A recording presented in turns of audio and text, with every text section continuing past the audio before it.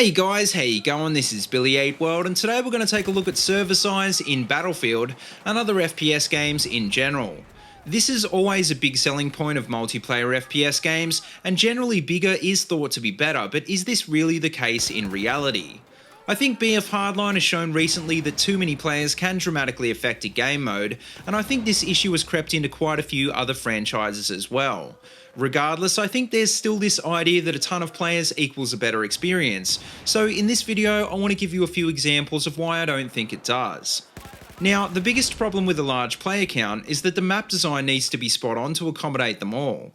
Operation Metro is a good example of how the devs messed up on this and created a map with too many choke points that becomes nothing but a grind with more than about 32 players. Players instinctively tend to be drawn towards power positions and objectives, and even on huge maps you can end up with way too many players in one area. This is probably a big part of the reason I don't really play PlanetSide 2 that much, because sometimes gunfights are few and far between, and sometimes you can hardly breathe.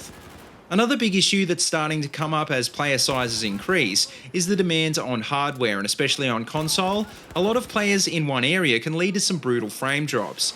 Even on PC it makes a huge difference, and for single GPU systems, hitting a consistent 144 FPS in a game like BF4 is going to be much harder in a 64 player server. More players can also affect network performance, and in general I usually find a more solid experience on smaller cap game modes like Rush. BF4 copped so much criticism for rubber banding and other netcode issues, so it makes me wonder if the game would have been better received if the smaller cap game modes were more popular. Now, that brings me to my next point, which is on server diversity, which is seriously impacted by the fact that nearly all of the community is crammed into 64-player servers. Obviously, the scale of games in the Battlefield series is a big draw card, and 64 players is as big as you can get, but it's not always the best experience. To me, modes like Rush and Obliteration feel so much more tactical and so much more fun, but it's hard to find servers running these modes these days. Every 64-man server has enough players to start 2 Rush servers or 3 TDM servers, so as long as the community is crammed into these big servers, there won't be as much diversity as there could be. Speaking of 64-player servers, well, my last point is on custom server settings, and on PC especially, some admins just can't resist increasing the server cap. I was actually playing in a 44-man Rush server last night, and it was kind of okay, but that being said, it was really hard for either team to win a game. The way I look at it, the devs have designed the maps for a certain amount of players, and when you start messing with the player cap, there's a good chance it's not going to be as fun. Like I said before, even the normal cap can be too much for some maps, so I'm pretty sure it would be better for everyone if the server admins just left the cap alone.